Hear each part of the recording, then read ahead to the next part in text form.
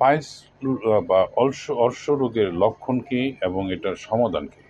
সাধারণত পায়ুপথে যে পাইলস হয় তাদের অনেক সময় রক্ত যায় এবং পায়ুপথে চুলকানি হয় এবং অনেক অনেকের এবার ফেটে যায় এবং পায়ুপথ অনেক সময় স্থানচ্যুত হয়ে যায় এবং পায়ুপথে একজিমার মতো ঘা পাসরার মতো হয় এবং পায়ুপথের রক্তাধিক্যের কারণে ফুলে যায় সাধারণত গ্যাজের মতো হয়।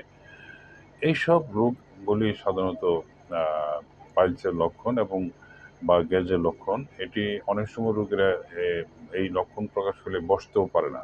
বসতে গেলেও প্রচণ্ড ব্যথা ফিল করে। অনেকের আছে ব্যথা ছাড়াও রক্ত যায়।